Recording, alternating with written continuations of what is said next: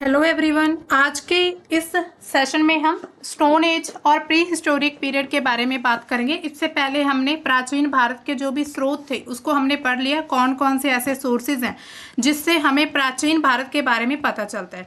अब देखिए stone age क्या होती है। स्टोन का अर्थ लिटरल मीनिंग क्या होता है? पत्थर। एज का मीन्स होता है काल या फिर युग, है ना। स्टोन एज यानी कि पाषाण काल। तो स्टोन को हिंदी में पाषाण भी कहते हैं, ये इसको पाषाण एज या फिर पाषाण काल कहा जाएगा। इसके बाद आता है इसको प्री हिस्टोरिक पीरियड भी कहते हैं। प्री हिस्टोरिक यानी कि जो हम हिस्ट्री पढ़ते हैं उससे थोड़ा सा पहले वाला जो पीरियड होता है। अब इसको स्टोन एज क्यों कहा गया? अब देखिए किसी भी इरा को हम क्या कहते हैं, तो आज का जो इरा चल रहा है उसको आयरन एज कहा जाता है, यानी कि लोहे का ज्यादा यूज हो रहा है। तो इसी तरह अगर स्टोन एज किसी काल को कहा जा रहा है तो इट मीन्स कि उस पीरियड पर स्टोन की ज्यादा यूजेस रहे होंगे या फिर स्टोन को हर एक चीज में यूज करते होंगे। तो इसी तरह इसको स्टोन एज कहा जाएगा। जो स्टोन एज है ये ऐसे कालखंड को संबोधित करता है जब उपकरणों के निर्माण के लिए, यानी कि कोई भी अगर टूल बनाना है तो उसके लिए पत्थर का यूज होता था। जैसे कोई वेपन्स बनाने हो या फिर कुछ भी बनाना था छोटा मोटा, है ना, तो उससे क्या होता था, पत्थरों का यूज करके वो बनाते थे। अब देखिए इस समय को भी हम तीन पार्ट्स में डिवाइड कर सकते हैं, यानी कि तीन फेजेस में इसको हम देखेंगे पाषाण काल को। सबसे पहला जो रहेगा पूरा पाषाण काल, यानी कि इनके पीरियड के अकॉर्डिंग ये अलग अलग है। ये होगा 5 लाख ईसा से लेकर 10,000 ईसा पूर्व तक। इसके बाद आता है मध्य काल, मध्य पाषाण काल। इसको 10,000 से लेकर 6,000 के बीच का पीरियड देखेंगे। इसके बाद आएगा नव पाषाण काल जो कि 6,000 से लेकर 1,000 ईसा पूर्व तक रहेगा। इसको इंग्लिश में कहते हैं पेलियोलिथिक एज, सबसे पहले रहेगी। उसके बाद मेसोलिथिक और फिर आती है नियोलिथिक। तो ये जो है पाषाण काल को या फिर प्री हिस्टोरिक पीरियड को हमने फर्दर तीन पार्ट्स में डिवाइड किया है। अब देखिए पूरा पाषाण काल जो है यानी कि 5 लाख से लेकर 10,000 के बीच का ये जो पीरियड है इसको क्या कहते हैं, यानी कि ये ऐसा पीरियड इसको क्यों डिफाइन किया गया इसके पूरा पाषाण के तौर पर। तो भारत में जो पूरा पाषाण काल है इसमें जो भी पत्थर के औजार वगैरह उपयोग यूज किया, यानी कि इनको यूज किया जाता था। इसमें हम ना पत्थरों युग के बारे में बात करेंगे। तो उस समय पर जो भी पत्थर के औजार बनते थे उनका नेचर कैसा था, उनकी प्रकृति कैसी थी, उनके अकॉर्डिंग भी आगे इनको हम फर्दर 3 पार्ट्स में डिवाइड कर सकते हैं आगे फिर से। जैसे सबसे पहले आता है प्रारंभिक पूरा पाषाण काल जो कि 5 लाख से लेकर 50,000 तक है। उसके बाद आता है मध्य पूरा पाषाण काल जो 50,000 से लेकर 40,000 तक है। फिर आता है उच्च पूरा पाषाण काल यानी कि अर्ली पेलियोलिथिक, अर्ली या फिर लोअर पेलियोलिथिक एज। उसके बाद मिडल पेलियोलिथिक एज, फिर आता है अपर पेलियोलिथिक एज। तो यहाँ पर आप देख सकते हैं मैप के जरिए समझने की कोशिश करते हैं। जब हम भारत का मैप देखते हैं तो उसमें हमें कई प्रकार के ऐसे जियोग्राफिकल लोकेशंस देखने को मिलते हैं जहां पर हमें रॉक्स मिलती है, अलग प्रकार की केव्स मिलती हैं। उसके बाद जो मिडल स्टोन है मतलब स्टोन वगैरह मिलते हैं जहां पर स्टोन का ज़्यादा यूज होता था, उस समय को हम स्टोन एज के नाम से डिफाइन करते हैं। तो यहाँ मैप में आप देख सकते हैं ये जो राउंड वाले मतलब राउंड राउंड जो यहाँ पर एरियाज दिखेंगे उसको मिडिल स्टोन एज कहा जाएगा। ये देखिए ये है सिंघापुर, ये है चंदौली, जोरवा, उज्जैन। तो इन सभी को क्या कहा जाएगा, इनको मिडिल स्टोन एज से डिफाइन किया जाएगा। ये ऐसे एरियाज थे जहां पर स्टोन का यूज हो रहा था। इसके अलावा अगर हम लेट स्टोन एज की बात करें तो वो कौन कौन से, यहाँ पर सिंधपुर यानी कि मध्य भारत में रहेगा, मध्य प्रदेश में। यहाँ पर साउथ में होगा कृष्णा जो नदी है उसके आसपास। इसी प्रकार से मतलब कि अलग अलग एरियाज के अकॉर्डिंग हम इनको डिवाइड करते हैं। इसके अलावा अगर हम अर्ली स्टोन एज की बात करें तो अर्ली स्टोन एज भी हमें ज़्यादा साउथ में ही देखने को मिलेगा। हालांकि यहाँ पर गुजरात में है एक थोड़ा छोटा सा क्षेत्र, तो उसमें हमें ये देखने को मिल जाएगा जो अर्ली स्टोन एज है यहाँ पर नागड़ा नाम की प्लेसेस पर। ठीक है, तो इसको मैप के जरिए क्या होगा कि हम इसको थोड़ा प्लेसेस को हमें थोड़ा याद रखना होगा, यानी कि कौन से क्षेत्र में कौन सी एज में कौन सा एरिया था, इसको थोड़ा मतलब लर्न करना ही पड़ेगा। ठीक है, इसके बाद आयरन एज की जब हम बात करते हैं, जो आज के समय को मोस्टली आयरन एज कहा जाता है क्योंकि आज कोई भी ऐसी वस्तु नहीं है जिसमें लोहा यूज नहीं होता है। आज के समय पर आप छोटी से छोटी बड़ी से बड़ी वस्तु देखेंगे उसमें ऑब्वियसली उसमें कहीं ना कहीं आयरन का यूज किया होगा। तो आज के इरा को हम आयरन एज कहते हैं और इससे पहले जो था स्टोन एज चल रहा था। अब देखिए जो पैलियोलिथिक इरा था, यानी कि जो पूरा पाषाण काल था, उस समय पर जो भी पत्थरों के हथियार थे वो कैसे बनाए जाते थे। अब देखिए उस समय पर क्या था, पत्थर की खोज हुई थी, यानी कि पत्थरों से ज्यादा हथियार बनाए जाने लगे थे। तो पत्थरों में भी अलग अलग प्रकार के शेप्स के अकॉर्डिंग हथियार बनते थे या फिर टूल्स बनाते थे। इसको हम हथियार नहीं, इसको टूल्स भी कहेंगे, क्योंकि उनको ऐसा उन्होंने चाकू की नाइफ की तरह भी यूज करते थे, फिर वो किसी और प्रकार से भी यूज करते थे, सभी तरह से उनका यूज किया जाता था। अब देखिए जो जो ऐसा पत्थर होता था ना, चॉपर, इसको चॉपर कहा जाता है, यानी कि ये चॉपर की तरह इसको यूज करते थे। जैसे आज हम घर में खाना बनाने के लिए जब हम उसको सब्जी वगैरह काटते हैं तो उसके लिए चॉपर का यूज करते हैं। तो ये उस समय का चॉपर था। आप देखिए कितना हम मतलब डेवलप्ड हो चुके हैं, इस पत्थर के चॉपर से लेकर आज हम एक मशीन इलेक्ट्रिकल जो चॉपर होता है उस तक पहुंच चुके हैं। इसके बाद आता है हैंड एक्स, यानी कि जो हाथ की कुल्हाड़ी होती थी। ये देखिए आप उसकी शेप देख सकते हैं, ये ऐसे इसको कुल्हाड़ी की तरह यूज करते थे। इसके बाद थोड़े से ये और नुकीले पत्थर थे, यानी कि इनको भी उन्होंने हथियारों की तरह यूज किया था, जैसे कि जानवरों को मारने काटने के लिए। फिर उनको मारते क्यों थे, क्योंकि उनका शिकार करके वो क्या करते थे, जानवरों का मांस वगैरह खाते थे। तो इसी प्रकार से, या फिर जानवरों की जो खाल थी उनसे अपनी बॉडी को ढकते थे, यानी कि ऐसा कपड़ों की तरह भी उन्होंने यूज किया था जानवरों की चमड़ी को।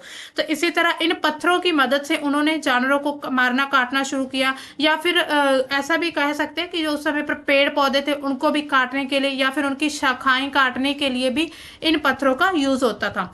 अब देखिए इसमें जो अर्ली और लोअर पैलियोलिथिक एज है, इसमें हमने देखा टाइम पीरियड, हमने देखा कि 5 लाख ईसा से लेकर 50,000 ईसा पूर्व तक ये था प्रारंभिक या निम्न पूरा पाषाण। इसमें क्या होता था, पत्थर के औजार बनाने में क्वार्टजाइट पत्थर का उपयोग होता था। ये एक खास प्रकार का पत्थर था क्वार्टजाइट, तो उसका यूज करते थे औजार बनाने के लिए, जैसे हमने पीछे ये पिक्चर्स में देखा था। तो क्वार्टजाइट पत्थर का यूज होता था। इसके अलावा जब बाती काशम पत्थर, यानी ये भी एक पत्थर के टुकड़े थे जो पानी के बहाव से रगड़ खाकर गोल और चपटे हो जाते थे। मतलब एक ऐसा पत्थर जो पानी के साथ लगातार रगड़ खाता रहा, यानी कि पानी के नदी के आसपास पड़ा रहा, तो उसमें क्या हुआ कि वो गोल होता गया और धीरे धीरे चपटा हो गया। तो इसको बाती काशम पत्थर कहा जाता था। इसमें क्या उपकरण क्या बनते थे, इस जो हम बात कर रहे हैं इस इरा की प्रारंभिक या निम्न पूरा पाषाण की, तो इसमें हाथ की कुल्हाड़ी बनाते थे जो हमने पीछे पिक्चर में देखा, विदारिणी थी, और खंडका और गंडासा वगैरह पत्थरों का यूज किया जाता था, यानी कि पत्थरों से ही ये सभी उपकरण बनाते थे। अब इसके बाद हम बात करते हैं लोअर पेलियोलिथिक एज की, यानी कि लोअर पेलियोलिथिक एज क्या है। इसमें आप देख सकते हैं, ये देखिए पत्थरों का थोड़ा साइज बदल गया, थोड़ा साइज हम बड़ा भी कह सकते हैं, थोड़ा लंबा साइज हो चुका है पत्थरों का। इसमें जो हमने पीछे देखा, यहाँ देखिए, ये देखिए इस समय पर ये थोड़े चपटे पत्थर थे लेकिन अब थोड़े लंबे हो चुके हैं। तो इसमें जो प्रमुख स्थल कौन कौन से, यानी कि कौन कौन सी प्लेसेस हैं जिनको पूरा पाषाण काल के रूप में जाना जा सकता है। तो सोहन नदी जो है पाकिस्तान में अभी आती है, जो वो वाला क्षेत्र था, इसमें कश्मीर का इरा आता था, यानी कि कश्मीर का जो भी एरिया था। इसके अलावा राजस्थान का जो थार का मारूथल, वहां पर ऐसे पत्थर मिलते थे, इसको पूरा पाषाण काल कहा जाएगा। इसके बाद जो मध्य प्रदेश में हमने मैप में भी देखा था, यहाँ पर, हाँ यहाँ देखिए मध्य प्रदेश में, ये देखिए तो नर्मदा और तापी नदी के नजदीक जो था एरिया वो था। भीमबेटका या फिर हथनौरा की जो गुफाएं हैं, जब हमने स्रोत पढ़े थे यानी कि सोर्सेज, उसमें देखा था कि भीमबेटका की गुफाएं वहां वो पत्थरों को काट कर बनाई गई थी। तो उस ऐसे एरिया पर पत्थर ज्यादा थे, तो इन सभी को पूरा पाषाण काल के रूप में इन एरियाज पर ज्यादा डेवलपमेंट हुआ था। एक बार फिर से मैप को देखते हैं। यहाँ पर हम अर्ली स्टोन एज को पहले देखते हैं। अर्ली स्टोन एज कौन सी है, यहाँ पर आपने देखा होगा कृष्णा नदी जो है, गोदावरी कृष्णा नदी के किनारे इधर यहाँ पर आपने देखा होगा। इस एक चीज को नोट करिए, यहाँ पर नॉर्थ भारत में कोई भी अर्ली स्टोन एज नहीं था, सिर्फ ज्यादातर स्टोन एज कहाँ पर है, साउथ इंडिया में ही है, क्योंकि यहाँ पर ज्यादा चट्टाने पत्थर ज्यादा यहाँ पर मिलते हैं। तो इसी वजह से यहाँ पर इसको अर्ली स्टोन एज के नाम से साउथ इंडिया को ज्यादा डिफाइन किया जाता है। अब देखिए उत्तर प्रदेश में भी कुछ ऐसे प्लेसेस मिले हैं पूरा पाषाण काल के, जिसमें मिर्जापुर में बेलन घाटी जो है, तमिलनाडु में पल्लावरम जो अथिर पक्कम है, ये वाला क्षेत्र है। इसके बाद आंध्र प्रदेश में भी कुरनूल की गुफाएं जो नागार्जुन कोंडा, या फिर कर्नाटक में इसमपुर जो है ये क्षेत्र है। इसके बाद हम बात करते हैं मध्य पूरा पाषाण की। ये बीच वाला एरिया है। अब देखिए इतने सारे बदलाव एकदम से नहीं आए जितने हम बदलाव देख रहे हैं, ये अलग अलग समय पर आते गए। अब देखिए 50,000 से लेकर 40,000 के बीच कुछ बदलाव आए। उस समय पर क्या था कि पत्थर के औजार बनाने के लिए क्वार्टजाइट पत्थर के स्थान पर अब जैस्पर और चर्ट पत्थर का यूज होने लगा। यानी कि पहले हमने देखा कि क्वार्टजाइट पत्थर का यूज हो रहा था, लेकिन अब क्या था, जैस्पर और जो चर्ट पत्थर थे उनका यूज चल रहा था यहाँ पर। तो इसी वजह से इनको मध्य पूरा पाषाण कहा जाएगा। तो इसमें पत्थरों के औजार कैसे थे, जो परफोरेटर, फेस परफोरेटर, स्क्रैपर आदि का उपयोग किया जाता था। इसके लिए एच.डी. संकालिया ने मध्य पूरा पाषाण काल को शल्क संस्कृति की संख्या भी दी है, यानी कि शेल कल्चर भी इसको कहा जाता है। तो अलग अलग जो हिस्टोरियन है उनके द्वारा इन समय को अलग अलग डिफाइन किया जाता है। जहां पर उनको जो चीज अच्छी लगी, खास लगी, उसके स्थान को ही उन्होंने मतलब वैसा नाम दे दिया था। इसके बाद मध्य पूरा पाषाण काल के जो प्रमुख स्थल कौन कौन से हैं, तो महाराष्ट्र में है निवेसा नाम की प्लेस है। उत्तर प्रदेश में चकिया, सिंगरौली, ये जो प्लेस है ये भी पूरा पाषाण के प्रमुख स्थल है। इसके बाद झारखंड में जो सिंहभूम का क्षेत्र है, पलामू का क्षेत्र है, जहां पर हमें खनिज ज्यादा मिलते हैं आज के समय पर। वहां पर चट्टानें भी अच्छी हैं आज भी। और इस समय पर जो पत्थरों का यूज था उसको पूरा पाषाण काल के नाम से इनको जाना जाता है, क्योंकि ये स्थल क्या होता है कि ऐसी प्लेसेस है जहां पर ये जो हम जो बात कर रहे हैं पूरा पाषाण स्थल की, यानी कि जो हम स्टोन एज की बात कर रहे हैं, तो यहाँ पर स्टोन ज्यादा मिलते थे और लोगों ने यहाँ पर स्टोन का एज अच्छे से किया था। इसके बाद गुजरात का जो सौराष्ट्र का क्षेत्र है वो हमने मैप में देखा था, उसको भी यानी कि अर्ली पेलोलिथिक एज थी। जो मध्य प्रदेश में जो भीमबेटका की गुफाएं हैं, राजस्थान में भी कुछ ऐसे क्षेत्र थे, बेड़च, कदमाली, पुष्कर का क्षेत्र और जो थार मारुस्थल है, तो वहां पर भी पत्थरों का यूज होता था। अब देखिए यहाँ पर हम देख सकते हैं ये जो है मध्य पूरा पाषाण काल यानी कि मिडिल स्टोन एज। यहाँ पर देखिए ये सिंहभूम यानी कि सिंहपुर का एरिया है मध्य भारत में। यहाँ पर जो है मुरहान का एरिया है। इसके बाद यहाँ पर चंदौली है जो महाराष्ट्र में। इसके बाद यहाँ पर है गुंडला जो ब्रह्मेश्वर में है, यानी कि तमिलनाडु के क्षेत्र में। तो इसी प्रकार से ये जो प्रमुख स्थल है, ऊपर हमने देखा था सोन वैली पाकिस्तान में, और ये जो ब्यास वैली है यानी कि हिमाचल प्रदेश में भारत के क्षेत्र में। तो ये सभी मिडिल स्टोन एज के प्लेसेस हैं। इसके बाद आता है उच्च पूरा पाषाण यानी कि अपर पेलियोलिथिक एज। इसमें 40,000 से लेकर 10,000 के समय का जितना भी वर्णन है वो किया गया, जो मानव के द्वारा पत्थर के औजार बनाने के लिए जैस्पर, चर्ट और फ्लिंट आदि पत्थरों का उपयोग होता था। अब देखिए पहले सबसे पहले क्वार्टजाइट पत्थर का यूज, इसके बाद जैस्पर का और चर्ट का यूज हो रहा था। अब इसके साथ ही फ्लिंट पत्थर का भी यूज होने लगा था। तो इसी वजह से इसको उच्च पूरा पाषाण काल कहा जाता है। परंतु मानव द्वारा जो बनाए गए पत्थर के औजार मध्य पूरा पाषाण काल के द्वारा बनाए गए औजारों की तुलना में आकार में और भी छोटे और ज्यादा तीखे थे। यानी कि समय आने पर धीरे धीरे जो औजार पत्थर वो छोटे होते गए। हमने सबसे पहले जो देखे थे ऐसे बड़े बड़े पत्थर थे, अब उनको फिर वो छोटे होते गए, यानी कि ऐसे तीखे होते गए, लंबे। अब धीरे धीरे समय आने पर ये और छोटे छोटे पत्थर इनका यूज होता गया। तो इसी वजह से समय के साथ इनमें बदलाव आते गए। तो इसी कारण से इनको अलग अलग पीरियड में डिवाइड किया जाता है। अब देखिए ब्लेड और प्लेटों पर आधारित पत्थर के औजारों का ज्यादा निर्माण किया जाता था, यानी कि ब्लेड्स वगैरह का, प्लेटों का ज्यादा यूज हो रहा था। अपने छोटे आकार के कारण इन पत्थरों के औजारों का उपयोग मानव में दक्षता और गतिशीलता में वृद्धि हुई, यानी कि जो ह्यूमन एफिशिएंसी या मोबिलिटी उनमें ज़्यादा मतलब कि इंक्रीज होनी शुरू हो गई, ये स्मॉल साइज होने की वजह से। इसके बाद उच्च पूरा पाषाण काल के प्रमुख प्लेसेस कौन कौन से हैं? महाराष्ट्र में इनाम गांव है जो पटने, और आंध्र प्रदेश में कुरनूल है, नागार्जुन कोंडा है और रेनीकुंटा है। तो ये सभी प्लेसेस उच्च पूरा पाषाण काल की हैं।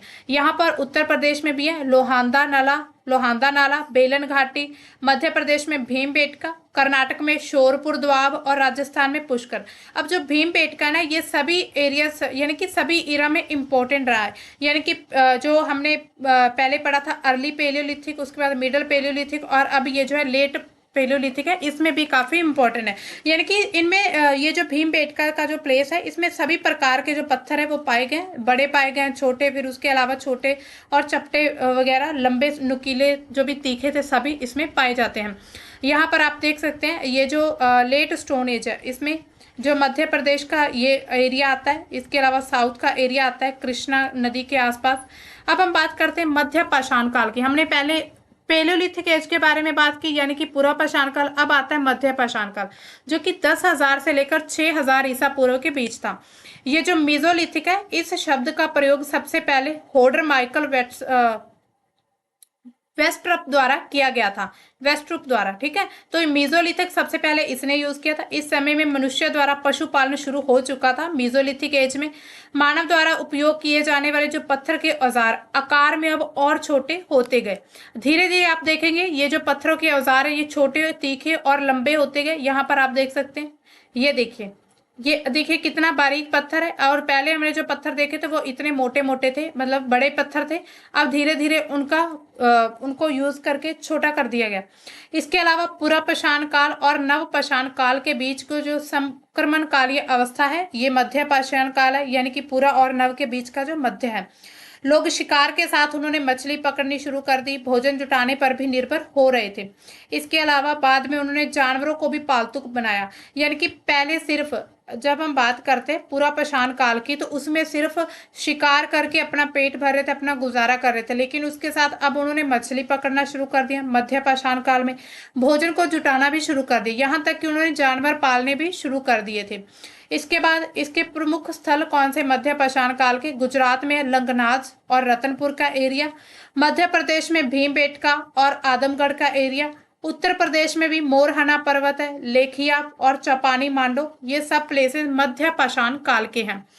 कर्नाटक में संगनकल्लू, आंध्र प्रदेश में नागार्जुन कोंडा और पश्चिम बंगाल में बीरभानपुर का क्षेत्र, तमिलनाडु में टेरी समूह, TERI एक समूह है, एक ग्रुप है।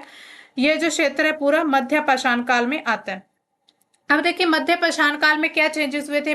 पशु पालने शुरू कर दिए थे उन्होंने, और भी मतलब शिकार के अलावा बाकी भी जो भोजन के लिए उन्होंने वस्तुएं यूज करनी शुरू कर दी थी। अब बात करते हैं नव पाषाण काल। ये जो है 6,000 से लेकर 1,000 ईसा पूर्व के बीच का समय है। नवपाषाण शब्द का सबसे पहले यूज किसने किया था? जॉन लबॉक के द्वारा इसका यूज किया गया। ये जो समय है व्यापक परिवर्तनों का था, यानी कि बहुत बड़े बड़े जो यहाँ पर चेंजेस देखे गए थे। इस समय में मनुष्य द्वारा सबसे पहले व्यवस्थित रूप से कृषि शुरू हो गई थी, यानी कि नवपाषाण काल में अब जो व्यक्ति मानव था वो कृषि करना शुरू कर दिया था ह्यूमन बींग्स ने। यहाँ पर नियोलिथिक एज के जो कल्चर का जो भी प्लेसेस है हम देख सकते हैं।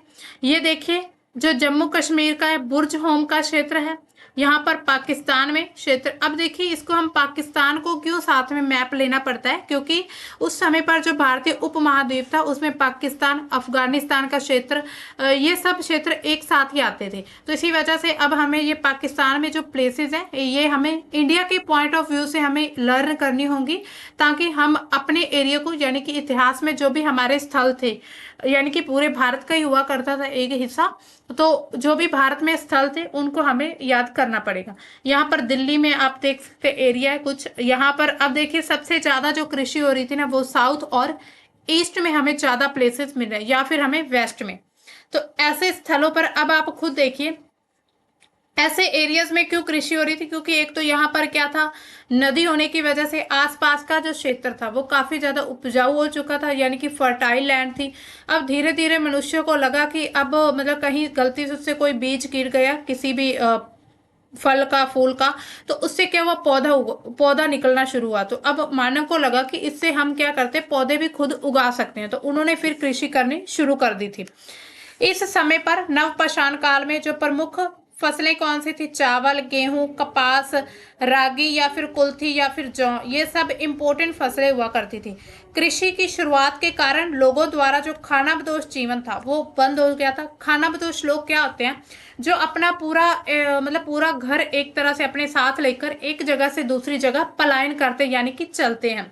तो इसी तरह जब कृषि शुरू हुई तो लोगों ने फिर एक जगह रहकर, यानी कि एक जगह स्थायी जीवन व्यतीत करना शुरू कर दिया था, क्योंकि अब उन्हें एक जगह से दूसरी जगह जाने की जरूरत नहीं थी। अब क्या वो कर रहे थे, अब मान लीजिए कोई एक ऐसा एरिया, मान लीजिए ये एरिया है, तो यहाँ पर आपको पता चला कि यहाँ पर कृषि हो रही, यानी कि आप यहाँ पर फार्मिंग कर सकते हैं। तो आपने करनी शुरू कर दी। अब आप ऐसी फार्मिंग को छोड़कर दूसरी जगह क्यों जाएंगे? अब देखिए, ऐसा तो है नहीं कि एक दिन में आपने बीज उगाए, दूसरे दिन में उसमें पौधा निकल आया, फल निकल आया, है ना, कृषि होनी शुरू हो गई। उसको कुछ समय लगता है, उसको सिंचाई करनी पड़ती है। तो ये सभी काम के लिए उन लोगों को एक जगह पर रुकना पड़ता था। अब एक जगह पर उन्होंने बीज उगाए, वहीं पर उनकी देखभाल की, जब तक वो पूरी तरह से अनाज नहीं पैदा हो जाता तब तक एक जगह पर ही रहते थे। तो अब नवपाषाण काल में क्या हुआ, जो घुमंतु लोग थे या फिर खानाबदोश लोग थे, वो एक जगह पर टिक कर बैठना शुरू कर दिए थे। इसी समय पर मिट्टी के बर्तन बनाने शुरू हो गए थे और चाक का आविष्कार। चाक मीन्स जो एक पहिया था, पहिए की खोज पहले ही हो चुकी थी। चाक होता है जो मिट्टी के जो बर्तन बनाता है कुम्हार, उसके पास जो गोल एक पहिया होता है ऐसे, जिसमें घुमा घुमा कर वो एक मतलब बनाए जाते हैं, बर्तन बनाए जाते हैं। तो उसके लिए अब मिट्टी के बर्तनों का भी यूज होना शुरू हो गया।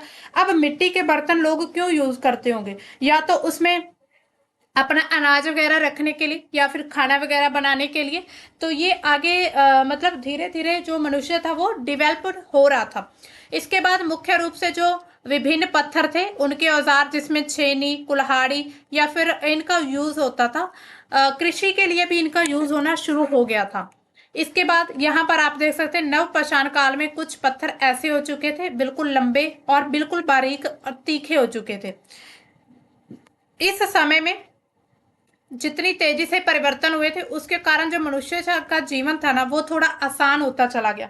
क्योंकि अब एक जगह पर रहने लगे, उन्होंने कृषि करनी शुरू कर दी। मतलब अब उनके जो खाना खाने की जो भोजन की समस्या थी वो खत्म हो रही थी। मनुष्य ने इस समय पर फिर आग का यूज भी कर लिया था, यानी कि फायर का यूज करना शुरू कर दिया। और इसीलिए गार्डन चाइल्ड ने नवपाषाण काल को नवपाषाण क्रांति कहा है। क्योंकि क्रांति क्या होती है? एक रेवोल्यूशन हुई है कि एक समय पर इतना कुछ आ गया था, पत्थरों को त्याग कर उन्होंने एक जगह पर रहना शुरू कर दिया, कृषि शुरू कर दी, पशुपालन हुआ और उसके साथ आग की खोज हुई, मिट्टी के बर्तन बनाने शुरू हो गए। तो ये एक प्रकार की क्रांति आ रही थी मनुष्य जीवन में। नवपाषाण युग के जो लोग थे वो गड्ढों में रहते थे। जो नए मतलब नियोलिथिक एज है उसमें गड्ढे बनाकर रहते थे और इन गड्ढों को छपरों से ढकते थे। भूरे रंग के मृदभांड का प्रयोग करते थे। गड्ढे जो हमें बुर्ज होम जैसे जो एविडेंस मिले हमें जम्मू कश्मीर में, तो उससे पता चलता है कि लोग ऐसे गड्ढा बनाकर रहते थे, ऊपर छप्पर वगैरह जो घास फूस का होता है उससे इसको कवर कर देते थे। इसके अलावा जो भूरे रंग के बर्तन थे, पोट्री वगैरह, उनका यूज होता था। जो आज भी आपने देखा होगा घर में जो हम मटका वगैरह यूज करते हैं ना, तो उसको ब्राउन कलर का वो होता है, वो चाक पर बनता है और कुम्हार के द्वारा बनाया जाता है। तो वैसे बर्तन जो थे उस समय पर बनने शुरू हो गए थे।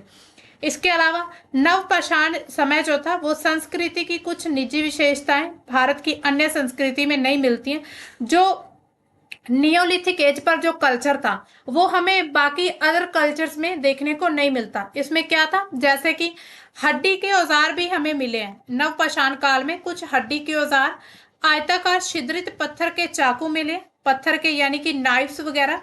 इसके अलावा गड्ढों में रहने के स्थान पर कुत्तों को उनके स्वामियों के साथ कब्र में दफनाया जाना। तो ये हमें कुछ ऐसे एविडेंस मिले जिसके एविडेंस जो हमें यहाँ पर मिलते हैं वो किसी और पीरियड में नहीं मिलते हैं।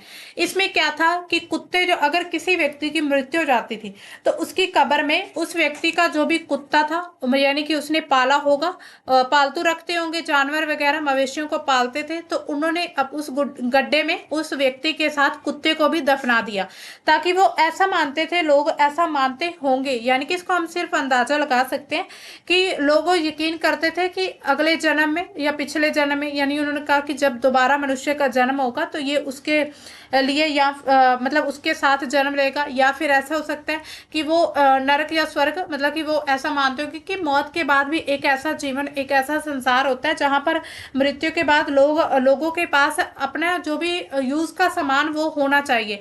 यानी कि कुछ ऐसे बर्तन भी कब्रों में दफनाए गए थे, कुछ ऐसे मवेशी दफनाए गए थे। तो इसी तरह से इसमें काफी बड़े चेंजेस देखने को मिले। इस समय पर जो प्रमुख स्थल था वो बुर्ज होम, जो जम्मू कश्मीर का श्रीनगर से 16 किलोमीटर दूर है। कुत्तों को उनके स्वामियों के साथ कब्र में दफनाए जाने के साक्ष्य हमें बुर्ज होम में से मिले। यहाँ पर हमें एक मतलब गड्ढा बनाकर भी रहने की एक प्रकृति पता चली है। यहाँ पर आप देख सकते हैं बुर्ज होम इधर है जम्मू कश्मीर के क्षेत्र में। अब देखिए नियोलिथिक एज में कौन कौन से टूल्स होते थे, यहाँ पर आप देख सकते हैं टूल्स यूज कैसे करते थे। इसमें देखिए पॉलिश्ड एक्सिस थी, यानी कि पॉलिश की हुई कुल्हाड़ी होती थी, ब्लेड्स वगैरह, एरो वेल्ड होते थे। इसके अलावा जो रिंग स्टोन था, सिकल थे, प्लो था, हार्पून था और म्यूलर था। तो ये सभी जो यहाँ पर आप पिक्चर के माध्यम से देख सकते हैं, तो ये सभी जितने भी हथियार थे या फिर औजार थे, ये सब नवपाषाण काल में यूज हो रहे थे। अब देखिए इससे रिलेटेड हम एमसीक्यू कर लेते हैं। सबसे पहला क्वेश्चन है कि निम्नलिखित कथनों पर विचार कीजिए। मध्यपाषाण काल में मानव ने पशुपालन शुरू किया और औजारों का आकार तुलनात्मक रूप से छोटा होता गया। नवपाषाण काल में चाक का आविष्कार हुआ और मिट्टी के बर्तन में बनाने में सहायता मिली। तो ये इसमें बताना है कौन सा कथन सही है। तो इसमें दोनों सही है, एक और दो दोनों। हमने देखा था पीछे मध्यपाषाण काल में पशुपालन शुरू हो चुका था। नवपाषाण काल में क्या था कि जो चाक था उसका यूज कर रहे थे, फिर मिट्टी के बर्तन बनाए हुए मिले थे हमें। अब हमारा सेकंड क्वेश्चन है, उच्च पुरापाषाण काल में औजार जो थे मध्य स्थल की तुलना में छोटे और ज्यादा तीखे थे। यानी कि उच्च पुरापाषाण की जो बात हो रही है, इस काल में प्लेट और ब्लेड आधारित उपकरणों का निर्माण हो रहा था। यानी कि प्लेट जैसे उपकरण, चपटे और ब्लेड की तरह उपकरणों का यूज। इसी काल के लोग स्थायी कृषि जीवन भी जीने लगे थे, यानी कि उन्होंने परमानेंट एग्रीकल्चर लाइफ शुरू कर दी थी। तो इसमें कौन सा कथन सही है? इसमें सिर्फ पहला और दूसरा सही है। यानी कि उच्च पुरापाषाण काल में लोग नहीं रहे थे, ये नियोलिथिक एज थी जहां पर लोग स्थायी कृषि करके एक जगह पर रहना शुरू कर दिया था। इसके बाद नेक्स्ट क्वेश्चन है, निम्न पुरापाषाण काल के प्रमुख औजारों में हाथ की कुल्हाड़ी, यानी कि निम्न जो थे लोअर पेलियोलिथिक एज थी उसमें हाथ की कुल्हाड़ी, विदारिणी, खंडका, गंडासा ये सब शामिल थे। मध्य पुरापाषाण काल को एच.डी. सांकलिया ने शल्क संस्कृति की संज्ञा दी है। तो मध्यपाषाण काल को जो एच.डी. सांकलिया वो कहते हैं ये एक शल्क संस्कृति है, यानी कि स्कैल्प कल्चर है। इसके बाद नवपाषाण काल में मानव ने खानाबदोश जीवन त्याग कर अपना स्थायी जीवन अपनाना शुरू कर दिया था। यानी कि जो नियोलिथिक एज थी उस समय पर जो खानाबदोश जीवन था वो छोड़ चुके थे और उन्होंने परमानेंट एक जगह पर रहना शुरू कर दिया था। तो इसमें तीनों ही करेक्ट है। यहाँ पर नियोलिथिक एज की बात हो रही। देखिए बहुत जो बड़े बदलाव हमें देखने को मिले हैं वो नियोलिथिक एज में हमें ज्यादा चेंजेस मिले हैं, क्योंकि उस समय पर क्या था कि जो भी हथियार यूज होते थे, जो भी पत्थरों के हथियार बनाए जाते थे, उनमें भी मतलब काफ़ी ज़्यादा प्रोग्रेस हो चुका था। उसके बाद धीरे धीरे उन्होंने जब मध्यपाषाण काल में कृषि करनी शुरू कर दी थी तो कृषि से वो एक जगह टिकने लगे, क्योंकि कृषि करने के लिए एक जगह पर ही रहना पड़ता है, क्योंकि समय समय पर जो भी फसल होती है उसको सिंचाई करनी पड़ती है, उसको जो भी मतलब कि ज़रूरत रहती है देखभाल की। तो इसी वजह से वो एक जगह पर रहने लगे। फिर उन्होंने अपनी कृषि शुरू कर दी थी, यानी कि अब उन्होंने पूरी तरह से अपना जो भी उनकी मतलब कि खानाबदोश लाइफ थी उनको त्याग दिया था। उसके बाद एक जगह पर परमानेंट रहने लगे थे। तो ये था नियोलिथिक एज का, यानी कि ये तीनों ही करेक्ट है, इसमें डी ऑप्शन होगा। तो दोस्तों ये था हमारा आज का जो हमारा सेशन। ये थोड़ा छोटा ही था क्योंकि इसमें हमने सिर्फ स्टोन एज के बारे में बात की, जिसमें जो हमने पहले पेलियोलिथिक, मेसोलिथिक और नियोलिथिक, पेलियोलिथिक को भी आगे फर्दर 3 पार्ट्स में डिवाइड किया गया था। उसमें हमने देखा जो मतलब कि जो सबसे पहले था early paleolithic age, middle paleolithic, उसके बाद फिर जो आता है न्यू पेलियोलिथिक यानी कि लेटर पेलियोलिथिक एज थी। ठीक है, तो आई होप आपको समझ आ गया होगा। तो हम अपने नेक्स्ट चैप्टर में मिलते हैं, तब तक के लिए बाय, थैंक्स फॉर वॉचिंग।